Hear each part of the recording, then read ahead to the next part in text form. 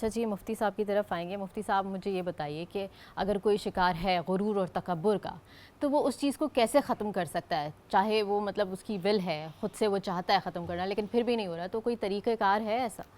سب سے پہلی بات کہ وہ کوشش یہ کرے کہ جو اللہ تعالیٰ نے اسے نعمتیں دی ہیں عاجزی کرنا سیکھے۔ عاجزی جو ہے نا اللہ کے دربار میں سب سے زیادہ قبول ہوتی ہے۔ یاد رکھیے گا کہ مثال کے طور پہ اگر دیکھیں، حضرت ابوبکر صدیق رضی اللہ تعالیٰ عنہ جو ہے وہ خلیفہ وقت ہے، امیر المومنین ہے، لیکن جب آپ امیر المومنین بنے تو فجر کی نماز کے بعد جلدی چلے جاتے تھے کہاں؟ مسجد نبوی سے، مدینہ منورہ سے کسی ایک علاقے میں۔ تو اللہ کے رسول صلی اللہ علیہ وسلم کے فجر کے بعد درس دیتے تھے، لیکن آپ جو تھے جب امیر المومنین بنے تو درس کو آپ نے مختصر کر دیا۔ تو حضرت عمر فاروق دیکھتے تھے کہ یہ آپ فجر کے بعد مختصر درس کر کے کہاں چلے جاتے ہیں۔ تو ایک دن آپ نے پیچھا کیا، امیر المومنین ہے، اللہ اکبر، اتنا بڑا منصب ہے، لیکن آپ دیکھتے ہیں کہ مدینہ منورہ کے قریب ایک علاقہ ہے جہاں ایک کٹیا کہہ لیں یا آپ ایک گھر کہہ لیں چھوٹا سا، وہاں ایک نابینا بوڑھی عورت رہتی ہے۔ آپ کیا کرتے کہ اس نابینا بوڑھی عورت کو کوئی دیکھ بھال کرنے والا نہیں تھا، آپ خلیفہ وقت ہوتے ہوئے اس کی گھر کی صفائی کرتے ہیں، اس کے لیے کھانا بناتے ہیں اور اپنے ہاتھوں سے کھانا کھلاتے ہیں۔ جب یہ حال دیکھا تو حیران ہو گئے کہ خلیفہ وقت یہ کام کر رہے ہیں۔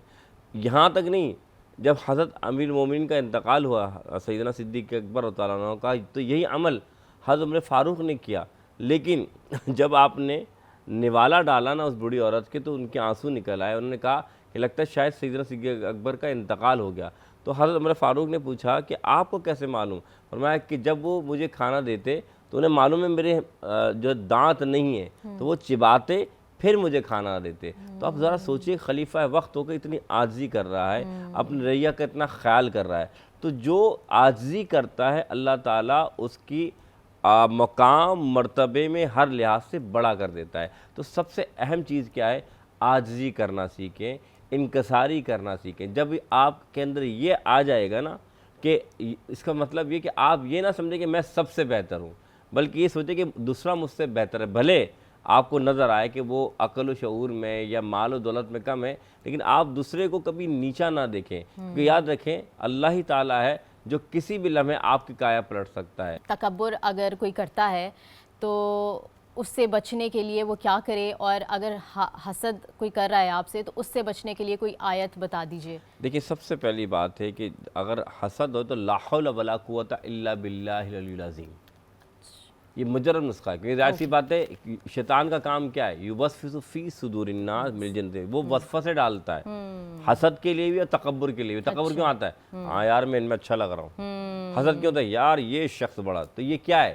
یہ اندر جو ہے، جو آپ کے شیطان جو وسوسے ڈال رہا ہے، تو آپ نے سب سے پہلے پڑھنا ہے لا حول ولا قوت الا باللہ العظیم، تاکہ آپ اللہ کی رحمت میں آ جائیں۔ تو یہ ورد جاری رکھیں، انشاءاللہ حسد سے بھی پاک ہو جائیں گے اور تکبر کی اس بیماری سے ہی پاک ہو جائیں گے۔